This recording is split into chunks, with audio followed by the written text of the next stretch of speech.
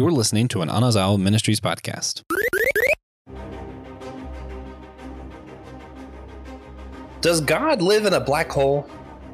Well, today we're going to be discussing Deep Space Nine, kind of some black hole stuff, some stuff about gods and sci-fi and politics and government. It's going to be a lot of fun. This is Systematic Geekology. We are the Priest to the Geeks. I'm Joshua Noel, one of your co-hosts.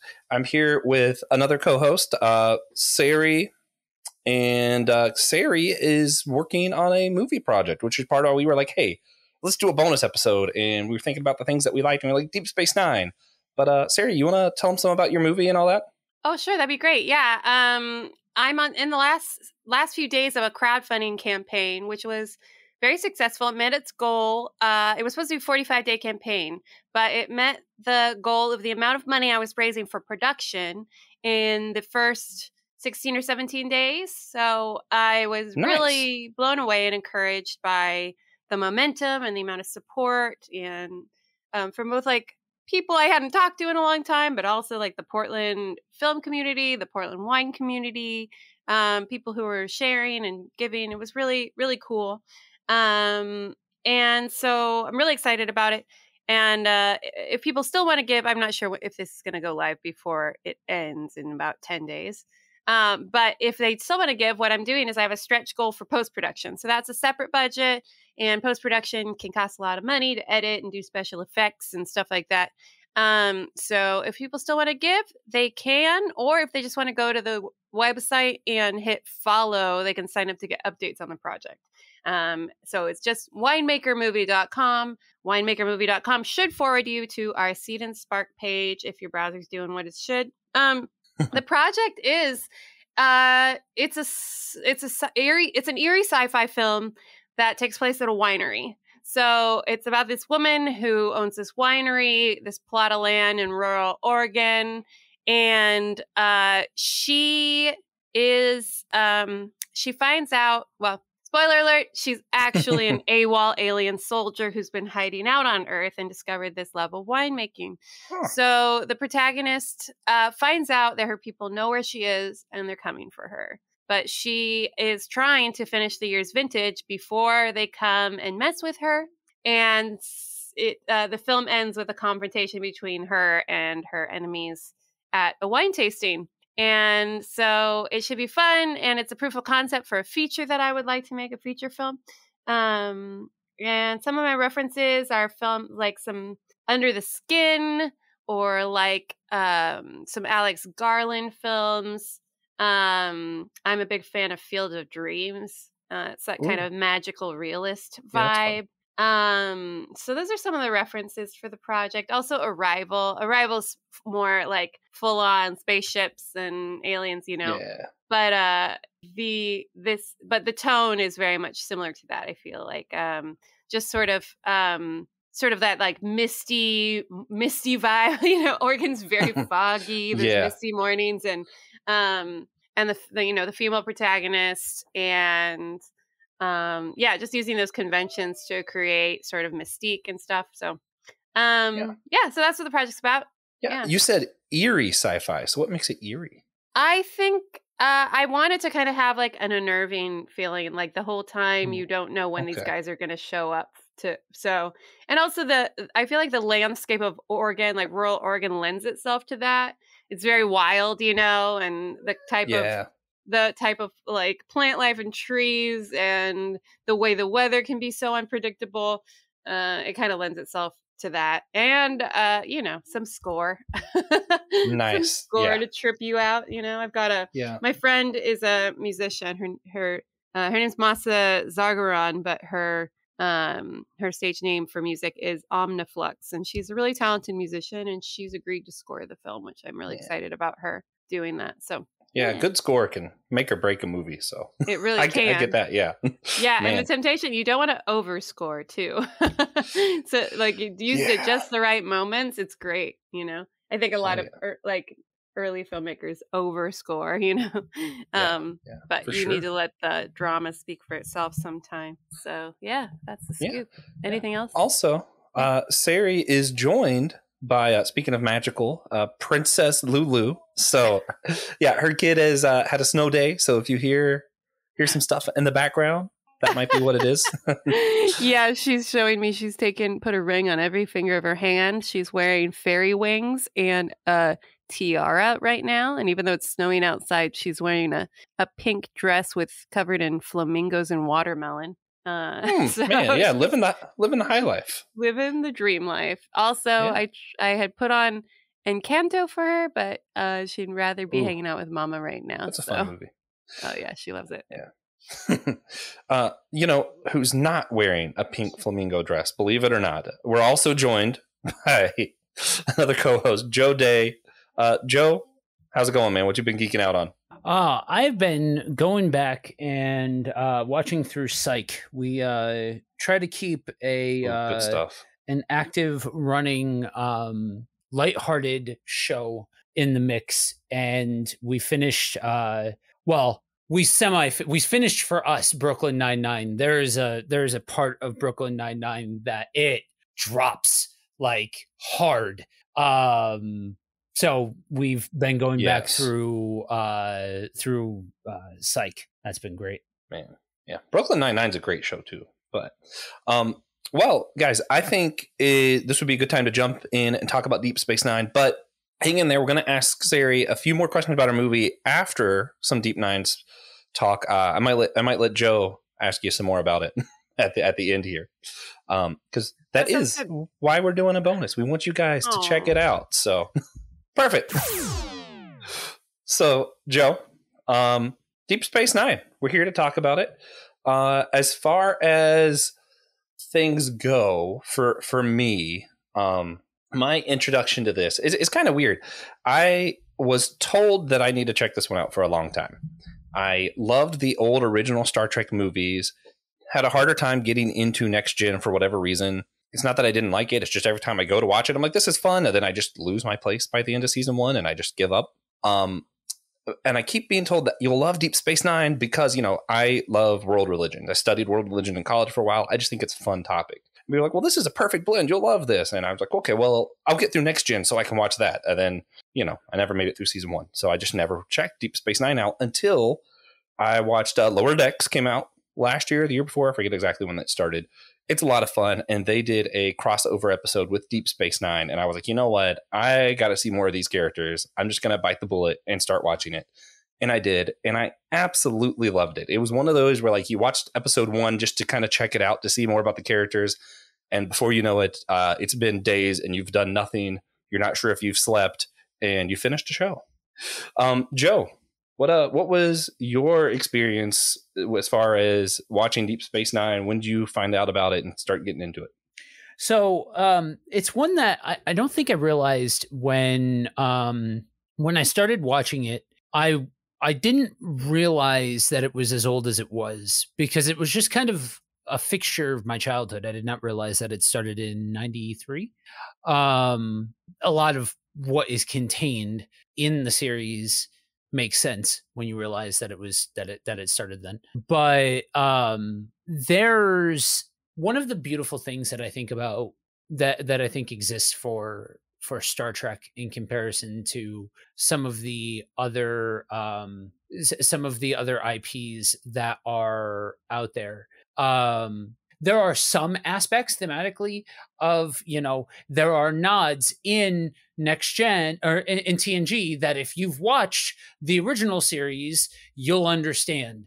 If you've watched both of the other series and you've watched DS9, you'll understand the nods, so on and so forth. But they're not prerequisite. So for me, it was going in kind of a blank slate because I wasn't really aware of what this was about. Just that I was told that it was different than TNG in a way that I would really appreciate. And honestly, TNG, I've got a soft spot in my heart for Picard. I think he's a strong character, all of those things. But at this point, I can definitively tell you that my favorite Star Trek series is now DS9, especially after having gone back through it recently and doing a rewatch. it's just so good. And so like I was significantly late to the party. I watched it. I was exposed to it the first time a couple of years ago, and then watched the full series in completion just recently. Like I started it a couple of months ago and binged through it. Wow. So I think Sarey might be a little bit longer in the tooth than us on this one. Sarey, I know you're a big Star Trek fan. When did you first get introduced to Deep Space Nine? And I don't know, what's your experience with the series? Yeah, I mean, I think I remember watching TNG like on Sunday nights with my dad sometimes from a really young age. And that is like my series because I came to it at a super young age, you know, so it's sort of burnt into my psyche. And so when I heard they were launching another show, it was very exciting. And I remember watching it with when it was first on, you know, it overlaps. I forget what year it started. But I remember it did not hold my interest when I was young, when it started. And I wanted to watch it because it was just more Star Trek, you know, but it just didn't hold my interest. I was like, they're just on this space station all the time. And I think because it's a little bit more complex too. Like I probably wasn't there yet with like, you know, probably with just, I don't know, like the political aspects of things and some of the different kinds of conflicts that were happening, which I know was a real, it was a departure, a conscious departure from what Gene Roddenberry's original vision was. Like he never wanted any conflict to be happening between the characters. And you see them kind of holding on to that maybe in earlier days, but from a very early stage, they start, you know, there's conflict on the space station, you know, because of all the, and then, so anyway, that said, I don't even think I finished, you know, I didn't stay loyal to that show when it first aired and it was on the air, but like I did to TNG. But I started picking it up years and years later and really enjoying it a lot more than I remembered. And then when in 2020, when I was when we were in quarantine and I was on maternity leave and just figuring out how to be a mom and stuff, I binged it. Like I watched so much Deep Space Nine at that time. And I ended up getting like through the whole series and just being like, this show is the best. I felt very emotionally attached to the characters. I started finding out like what everyone was up to and stuff, you know.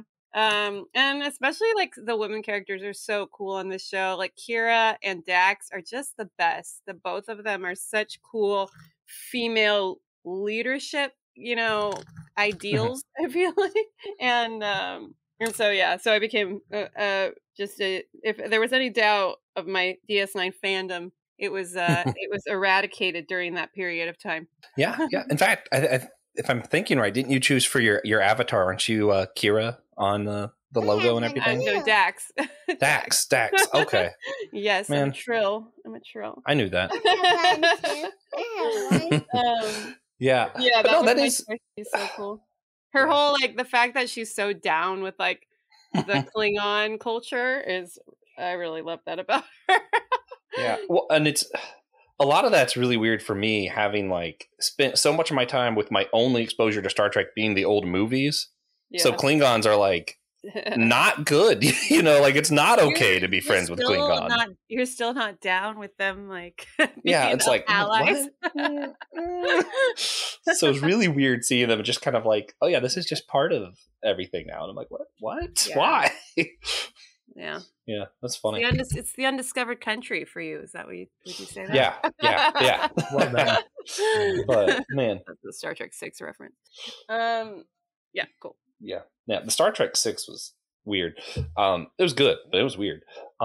Yeah, no. I mean, and you hit on a few things that this show was definitely very different. The other shows, which I wonder if this is part of why I was able to attach a little bit better. A lot of the original Star Treks through Next Gen is like this utopia in the future. The government's figured it out, and we're kind of seeing what a positive view of government could look like. And then here we go, and it's like, okay, well, what if it's not perfect? What if it is flawed? What if we don't see them going place to place and they're stuck in one spot? And, you know, a lot of different things are thrown at this. And for me, I love political thriller. That is like, that's my jam. And it's not quite there, but it definitely has some hints of that in some of the episodes where you're like, okay, all right, we're getting some interesting politics stuff going on here. It's totally. And it's all mixed up with the religious culture too of Azure. So, yeah, which is which super is like my politics jam. and religion. Yeah. Go ahead, Joe. And that's the part that stuck out to me. You know, I'm not necessarily a huge. I don't necessarily vibe with high politics in my media, but I didn't like, yes, obviously there are political elements that are there, but that's not really what stood out to me. It was reconciling the idea of what does it mean to have a bunch of imperfect people together? And when you add, like spiritual practices and what that actually looks like. It's one of the rare times for me that I can appreciate the fact that they went a more realistic route with it. I'm going to say something that is going to be offensive to some Star Trek fans. I think the exit, and this is a little dicey to say because his exit was tied to his medical condition. So I'm not, don't read what I'm not saying here. But I think one of the best things that could have happened to Star Trek is that Gene Roddenberry not be involved in it anymore, because he was so tied to what he wanted to see. And honestly, that's really what like I said, Picard, he has a special place in my heart.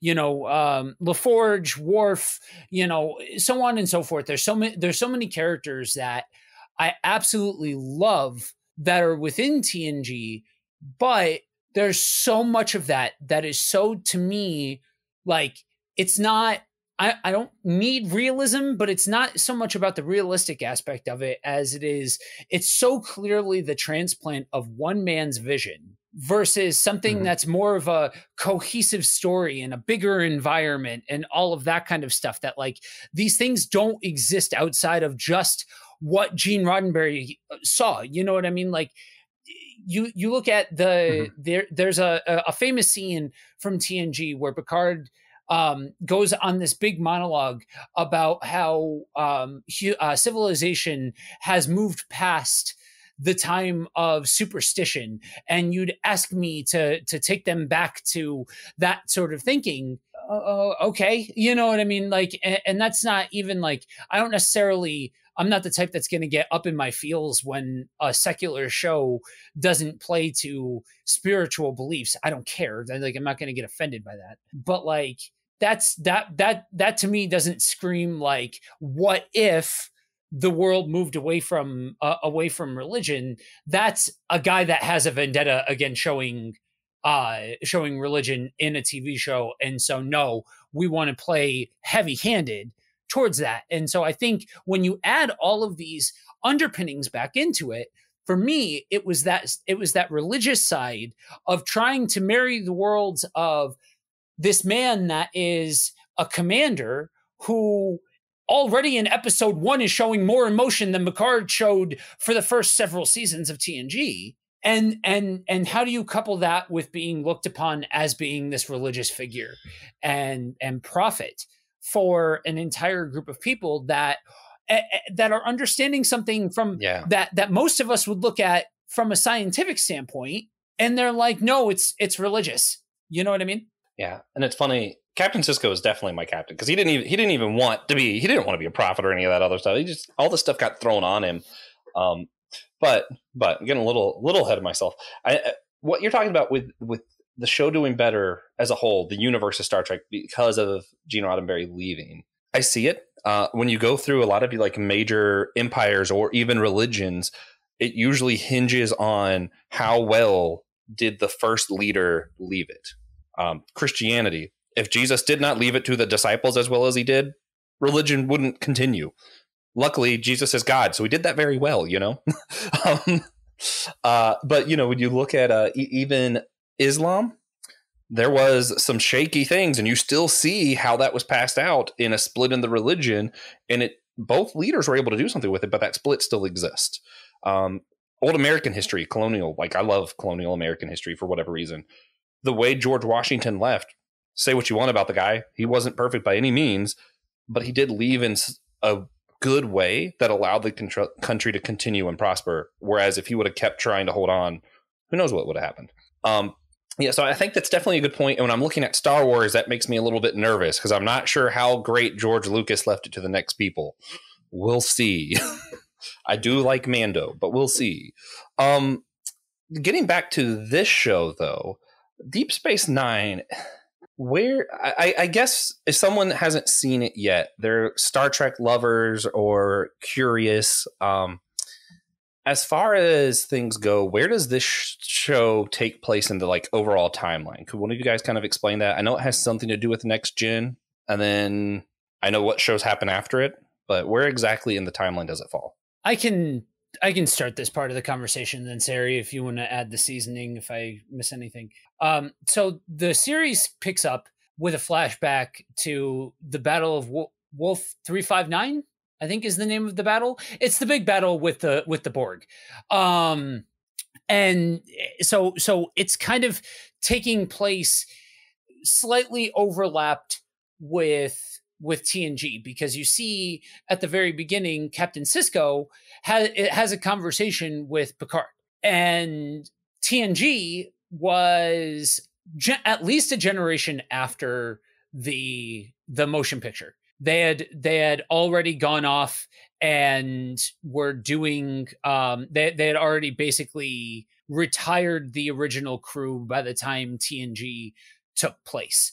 So I'm not sure once you get outside of those first three, because I know that there are prequel series for Star Trek that take place before the original crew, but it takes place at least a generation or two after what most people consider as the start of the series, even though chronologically that's not actually the start of the series.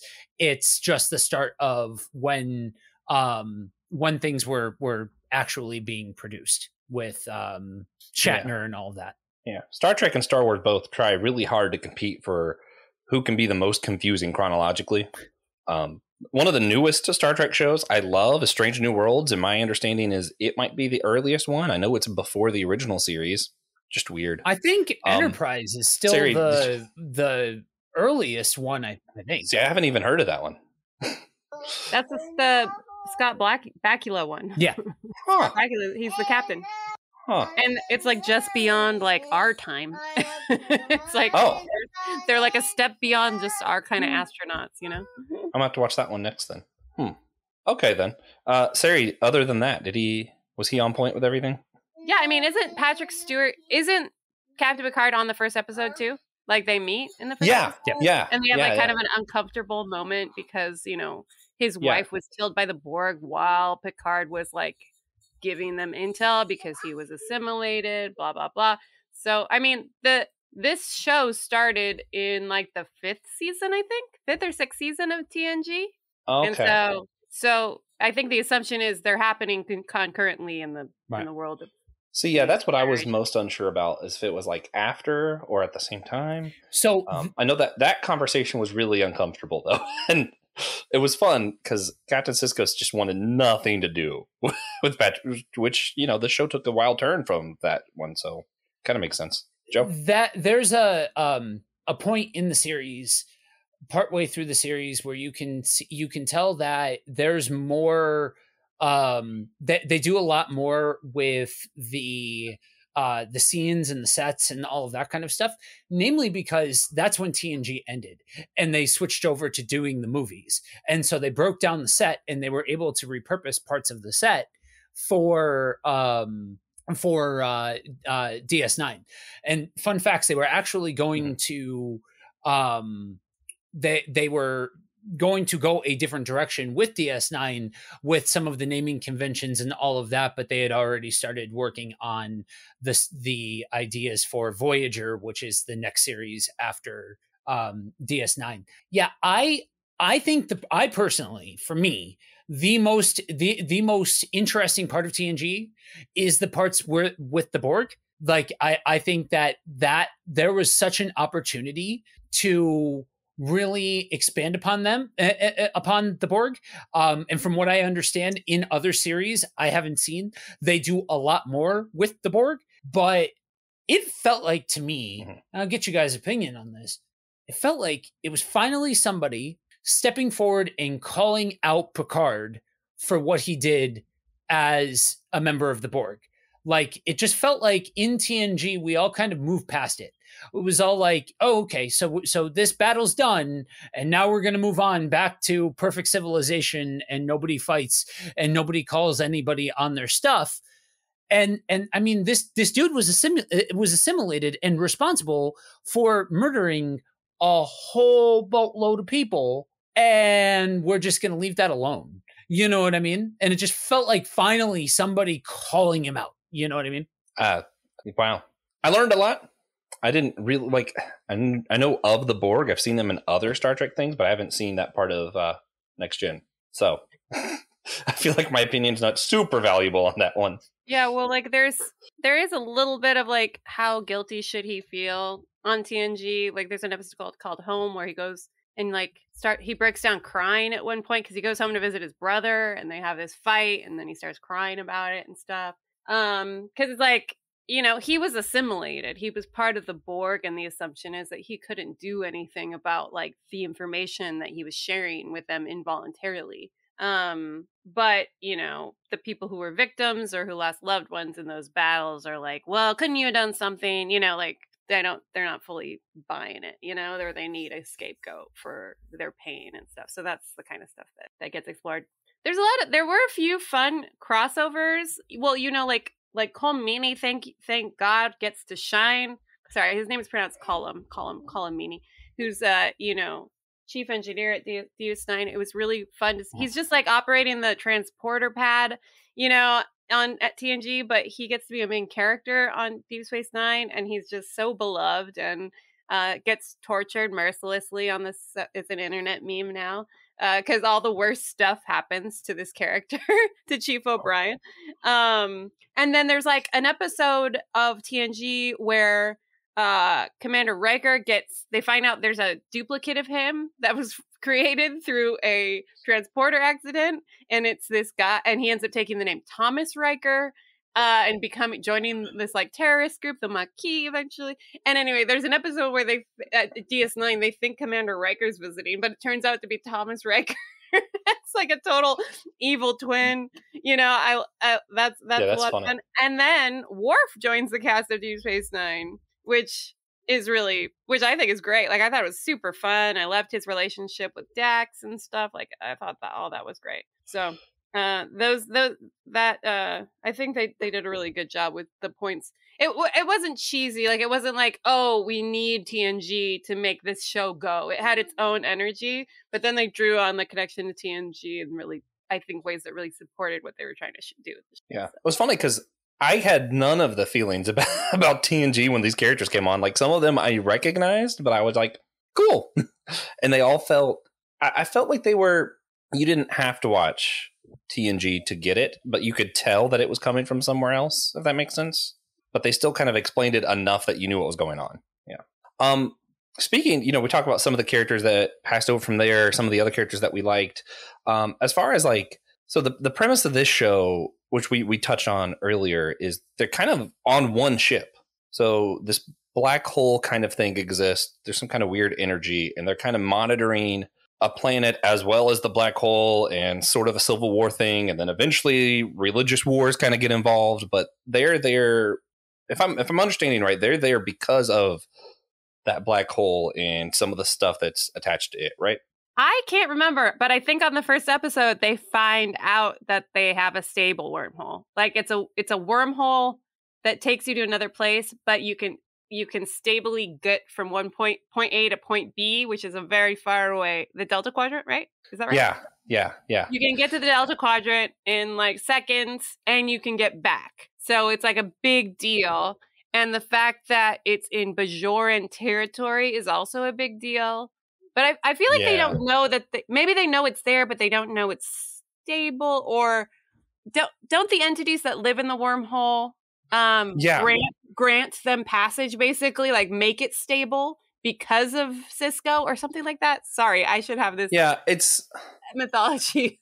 It's a little confusing, honestly, throughout the series. I feel like they handle it different ways.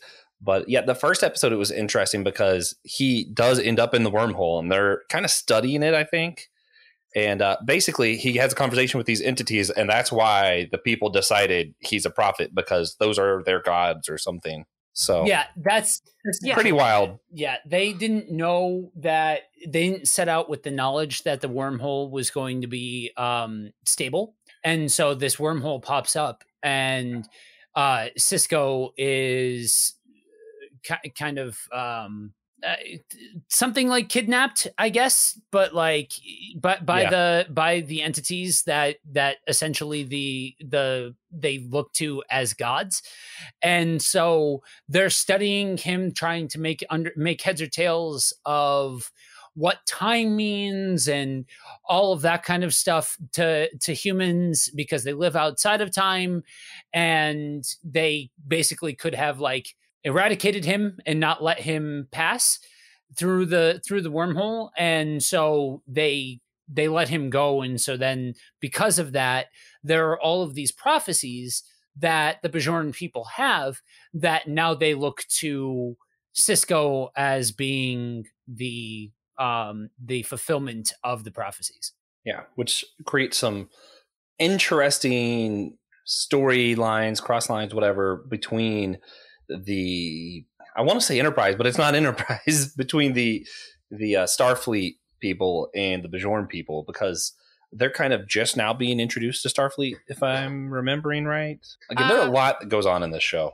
They're not just being introduced, but I think they're trying to join. They're trying to become members. Yeah. They had just come off of a major war, and so they're like, and being occupied and terrorized by the Cardassians. By the Cardassians, yeah. Yeah. Which still, that, just like any war, it's not like, it's officially over and that's it. There's still some byproducts that kind of come throughout the series. The space station is a Cardassian space station. They're like, the Bajorans ended up with it once the Cardassians agreed to leave and stop occupying it. They're like, oh, we've got a Cardassian space station now. And so that's why the Federation came in, to try to facilitate that transfer of the station. Yeah.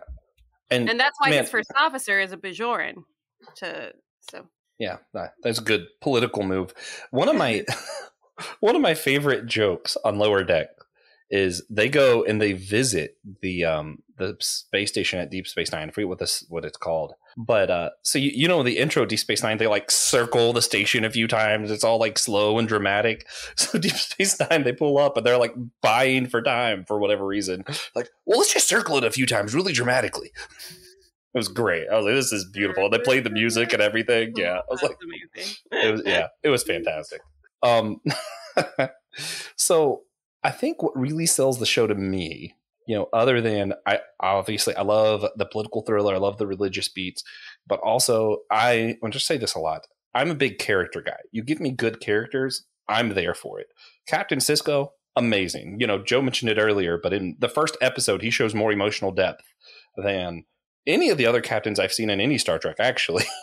And I'm like, man, guy is just great. I don't know if it's just the actor or how they wrote the character or what. Absolutely fantastic. And also, I know you mentioned a few of the other female characters and stuff too.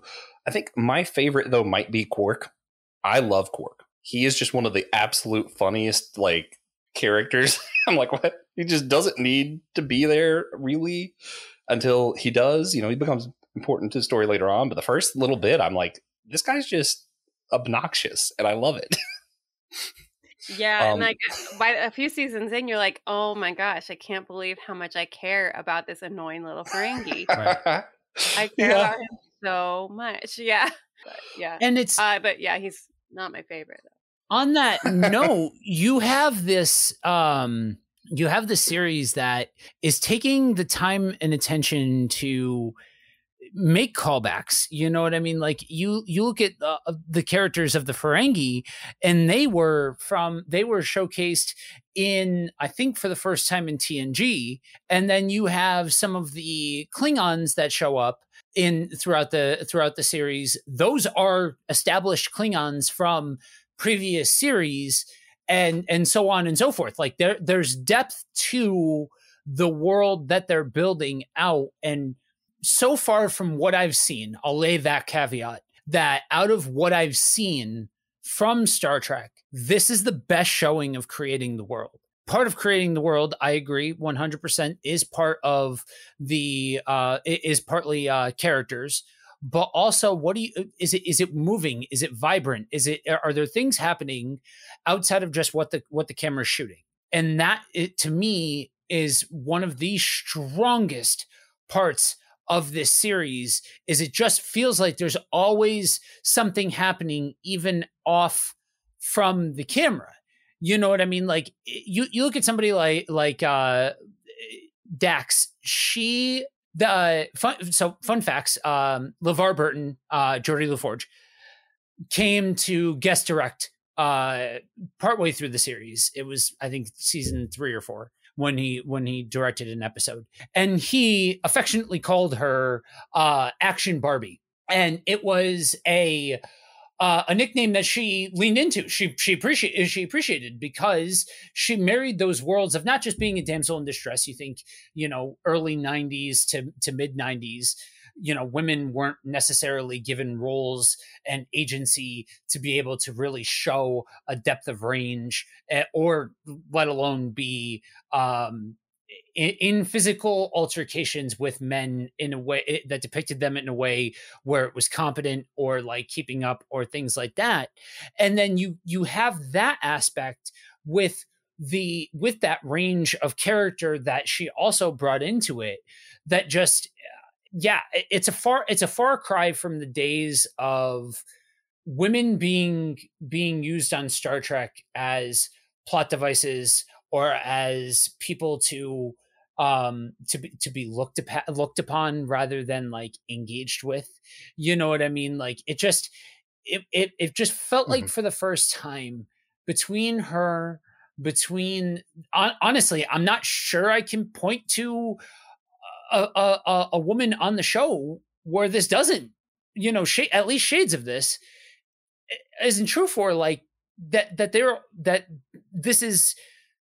the full range of agency is given to everybody in a way that allows for a stronger overall world and experience. Well, to marry what you were talking about and what I was talking about, I'm brought to think of a time where Quark has a crush. And it's really interesting because the Ferengi people do not value women. And yet he is like, I actually think maybe I do value her, but he's like, I don't know if I have the right to in my culture, which that also gets really dicey when you think about how a lot of people take the Ferengi race as kind of a commentary on Jewish people at the time. And it's kind of like, that wasn't okay that they did that. But also, it was a different time. But I don't know. I liked the character, and I like that even if maybe they were doing some dicey stuff like that we would not be okay with today, they were still giving honor to the people in their own way, if that makes sense. And I don't know.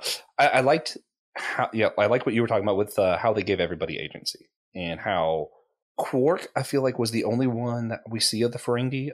Maybe was it his kid or his nephew who's kind of also learning other people other than the Ferengi have value? It's his nephew. Throughout the series. His brother Nog and his nephew, they all become pretty important characters. And there's a really great episode with their mother, because they take it. I forgot about that. Yeah, they take it to the extreme with the Ferengi culture. Women aren't even allowed to wear clothes. Yeah, which is kind of like it's funny, but it's also kind of dark when you think about it. Yeah. And so like they find out that and women aren't allowed to be involved in business, and which is what their whole culture is about. So I think it's just like, in Deep Space Nine, they're doing like an exaggerated commentary on how it actually used to be, like women not being able to own property isn't that far in the rearview window in real life. Right. So, and like they find out that their mom is like doing business and wearing clothes, and it's like they're really embarrassed. They're really embarrassed that she's like going this direction, and ultimately they accept it. I remember that episode made me fundamentally uncomfortable watching it, because like it just the way that they played it, it was a deep cut, like because like you said, there are certain aspects like, we can't point to a time where women weren't allowed to wear clothing, but we can point to a time where you look at, if I'm correct, Sarey, I think you're a smidge older than Josh and I think I'm in the middle, and then Josh is the youngest out of us.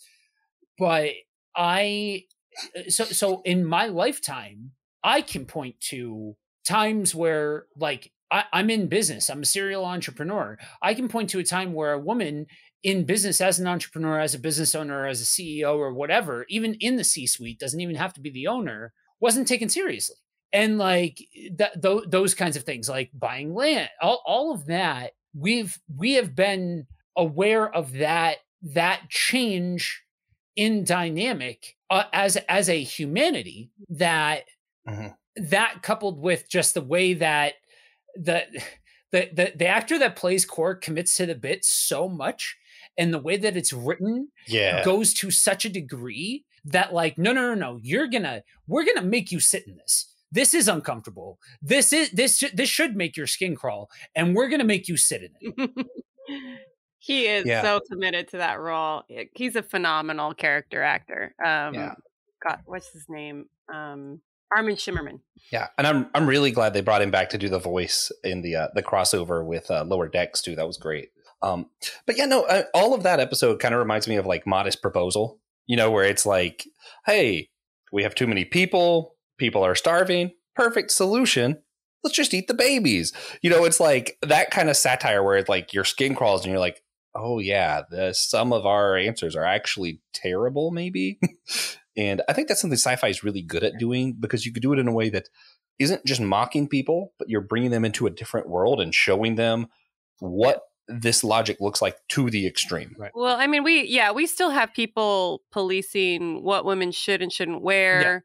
And, and it's not too far, I, in business, in just the last 10 years, people telling me like, you should wear a skirt when we go to a meeting or something like that. Or people I know who have been involved in ministry, like being told, oh, you should wear a dress. Oh no, that's too revealing, or that's too sexy. You should wear, like literally your body, like how much is too much? You got to be feminine, but you can't be too attractive, like finding this perfect. And it's like, okay, come on. At this point, it's not my problem, but, but like, so maybe like, not like Joe said, like you can't point to be like, it's just an exaggeration of what the existing thing is. And that's why sci-fi is so fun, because you can do that kind of stuff. Yeah. Well, and that's what's interesting that this show does touch so much on religion, is because I think, I'll speak for myself here. In my perspective, the church as a whole seems like it's like 20 years behind the rest of the world in empowering women. And there are some theological things with people who believe different things about women playing the role of priest, but it doesn't stop there. So I'm okay disagreeing about theology, but then when you get to this point of like, we're also, the only job you're allowed to do is teach children, or, you have to dress a certain way, or, I've actually attended a church once where the pastor was saying that you shouldn't work for a place if a woman's your manager. And I'm like, that is stupid. Yeah. Like, that's just downright dumb. Yeah, I've made the mistake of poking my head into the Twitterverse. I've made it a point to like stay away from that cesspool for a long time for a very specific reason. And I just so happened to poke my head back in when everything was jumping off with Saddleback Church and yada, yada, yada. And so that's kind of the soup du jour right now within Christian conversation on the platform. And like, regardless, right? You can have the conversations about secondary, for anybody who didn't catch that, secondary points like, women in leadership, women in ministry, all of that kind of stuff. Okay, fine, whatever. Have that conversation. But that's not like you said, Josh, that's not what's actually like happening. It's all the underlying conversation that is the disgusting part. And all of that kind of stuff. If it was as simple as educated conversation, then that would be one thing. There's nothing educated about it, and there's no conversation. And so having a show like this that, you take all of these things in the year of our Dark Lord 2023, you're still talking about this crap. And like, I'm still as a pastor, as a husband, as a brother, as an uncle, like, I need to have articulate conversations with people when some of these people are products of church hurt. And then you rewind the clock and realize that this show that we're talking about, this science fiction gimmick that we're talking about, that's daring to push boundaries and have these conversations and all of that kind of stuff. Like, we're talking somewhere in the ball. I can't remember exactly what season it's in. I know it's pretty early on, so I would guess somewhere between, because I know the series, or at least I'm pretty confident that the series started in 93. So you're talking about somewhere in the ballpark of 93 to 95 that this conversation's taking place. Yeah. And just about 20 years later, we're still having a conversation about that. We still haven't really, like, we have made progress. We have made steps forward where, like, oh, I don't know, somebody's evaluated by, like, I don't know how qualified they are, or intelligent they are, all of those kinds of things. But we still have to deal with a whole crop of people that's not how they see it. Like, that's telling. And like you guys said, for me, not to like totally derail it into like modern issues, but that's the beauty. Yeah, I'll go with that word of science fiction, that it pushes and prods and all of that kind of stuff, even into spiritual matters, and how you square the circle of talking about science and talking about religion and all of those different things. Yeah. To put it to put the conversation in the hands of the woman of this panel. Yeah. I'm kind of curious, Sarey, how do you have any ideas? Like, how does the church catch up to sci-fi from 30 years ago? Great. Yeah, if I can answer that question, there's other things we're behind on too, you know. So, let me just like look into let me just have a second with that question. Well, I think a lot of the problem with a lot of stuff like this is a failure of imagination, because it can be very difficult for someone who hasn't, like, if someone feels, for example, if a man feels like yourselves feels a call to ministry, a call to teach, you know, or experiences that and feels very strongly, you know, if someone hasn't had to experience to be like, oh no, but my body restricts me, that sucks. If you haven't like experienced that, it's hard to hear from someone else that it could be that bad, you know? You have to be able to imagine, like, step in someone's shoes, but that's a cliche statement. Like, expand your imagination around what it could feel like to be limited and to feel less free or less respected or less thought of as less than in any way because of the kind of body you have. So if someone is telling you about their experience, just believe them, and don't just believe them, but like try to use your imagination to think about what that could be like, could what that experience could be like, to help your own sense of understanding and to just feel more connected with the human race. So that's all I have to say is, like, church, use your imagination and listen to people, and don't be so top down about everything. And to connect it back to the show, Deep Space Nine does some good. Beyond the Stars is an episode that deals with race in a really powerful way. And that episode is broadly thought of as one of the best episodes of the whole series, to where the DS9 universe becomes a work of fiction written by a science fiction writer in the, 40s. I don't know what decade it's supposed to be. But he's an African American author, and he's not allowed to publish, or they'll publish him, but they'll make him use a different name and stuff. And the episode's great because it doesn't have a happy ending. It ends with like hope, but it doesn't tie it up like to make you feel better. It's like makes you sit in this feeling of discrimination and unresolved desire for a more equitable universe, you know? And Yeah. so I really appreciate that about that show. It doesn't tie it up in a bow like, you know, like maybe Gene Roddenberry then. But, Yeah. leaves you with that tension in the end, you know? Yeah. It's funny, you know, one of our other co-hosts and I were recently talking about it. Christian, he hates ambiguity. I love open-ended endings. Like, I think they're the best, because then it's like I'm sitting here getting to wrestle with the question and think it through, and that's just fun for me. Which also, hey, I hope I didn't sound like, hey, the church is mistreating people. How do you answer? You know, I didn't mean to put that on you for it. Oh, no. I'm not. I think that's unfortunately, I think that's another problem. Like we tend to either blame women, or then we turn around and expect women to come up with the answers for how we're treating women. And it's like, well, that's our problem, right? Right. We did it. Right. And of course, I also can't answer from the perspective of all women. That would be impossible. Yeah, that'd be crazy. But as a woman, I can answer how, for me, what I feel like is important. Yeah, and I don't know. I want to do better at taking a posture of listening. So that's all I was trying to do. No, you're fine. It's all wild. But getting back to the show, because honestly, we could sit on that for all day. Yeah. We could probably sit on Deep Space Nine for all day. But we could do it real quick. I would just like to say real quick that my favorite character is Odo. That's what I was going to ask you. Yeah, if you had a favorite character, and you know that's funny.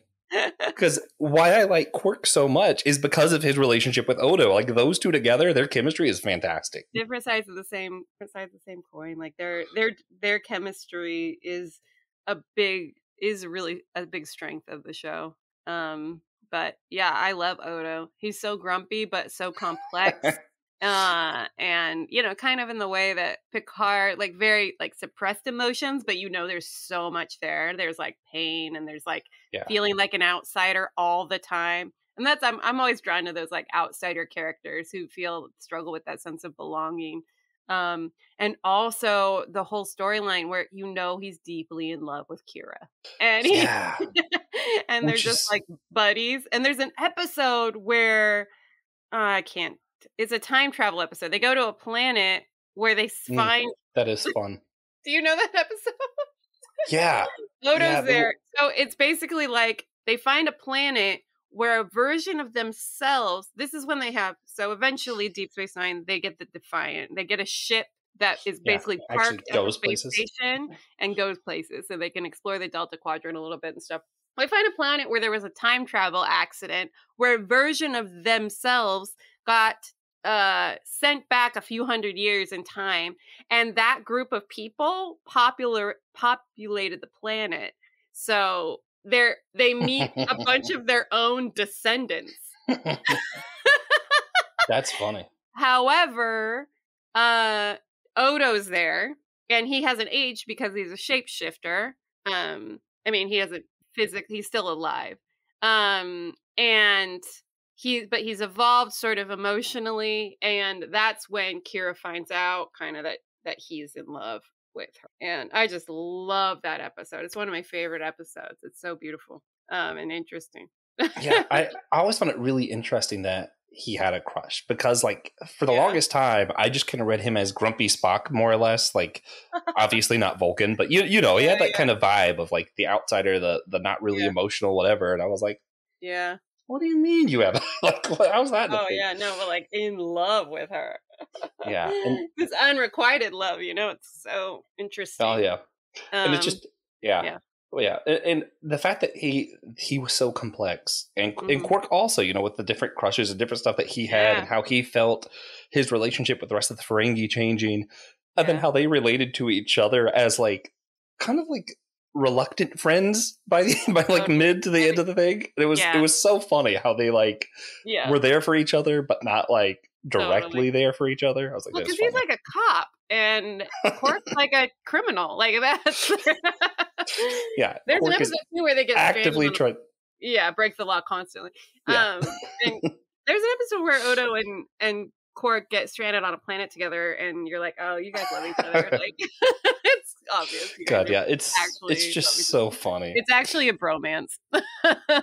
Yeah. Well, Which is also why it was so like it was so much fun for me, because I had to rewatch the episode of Lower Decks when they interact with them, and the fact that like it's been all this time and Quark is still just scamming people. I'm like I love it. I'm like, this is great. Yeah, but somehow like actually never ends up in jail. He just Yeah, no, it's fine. It's Quark, you know. It's Quark. He does stuff like that. Yeah.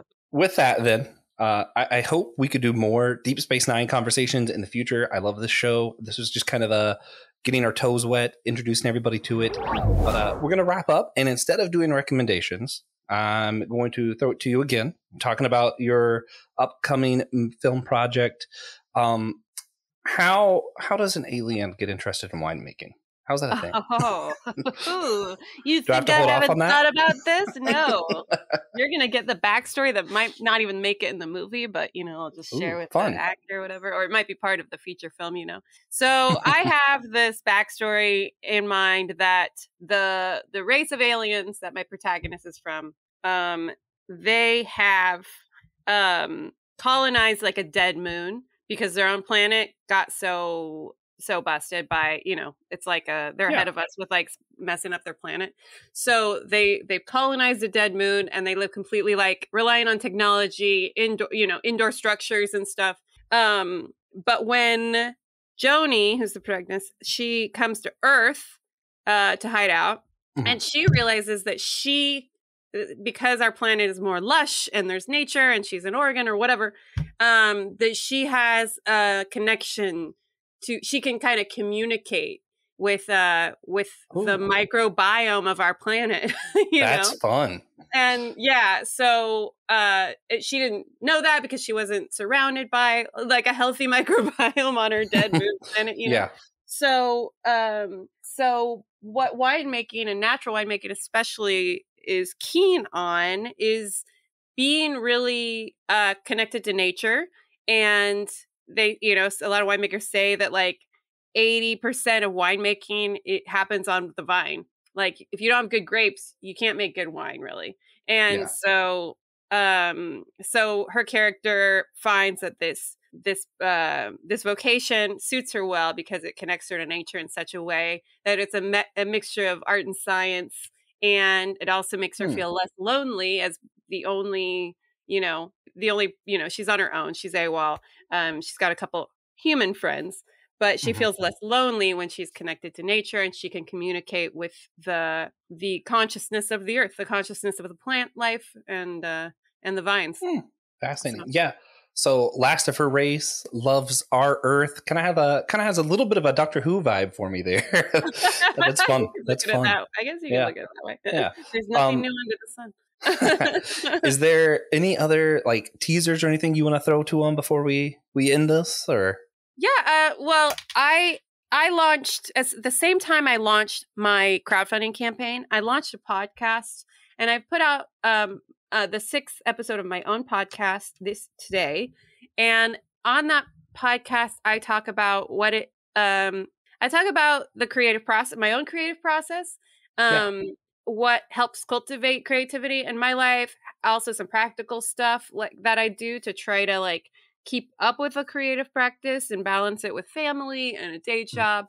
And then I interview other creatives, other filmmakers, musicians, and talk to them about their creative vocations and with a special eye towards how that intersects with mental health and spirituality, spiritual health. It's not distinctly a Christian podcast or anything. We just talk about spirituality more broadly, mental health, and things of that nature. And the show's called Secret Art Project. And I did that because I wanted to start, not just launch a crowdfunding campaign for one short film, but I wanted to start defining for myself what my values are in my art, kind of as a brand, to use that kind of cheesy word, but like what themes am I all about? What kind of creator do I want to be, and how do I start communicating about that with people, So yeah, Secret Art Project is my own personal podcast if people want to check that out too, if that's up your alley. Oh yeah. And I'll put that link down below, as well as the website, which one more time is winemakermovie.com will take you to the movie, and then secretartproject.com will take you to my general website, links to my more about me, my bio, the podcast, all of that stuff is there too. Yeah.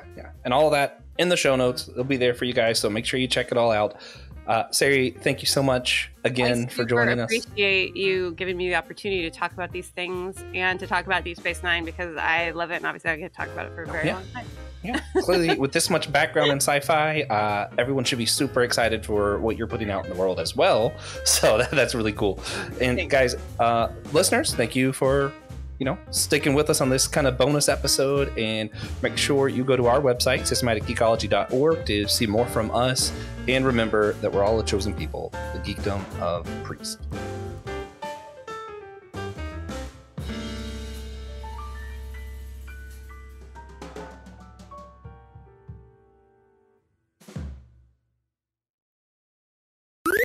This was an Anazao Ministries podcast. If you enjoyed this show and would like to learn more about our network, be sure to check out the Anazao Ministries Podcast Network.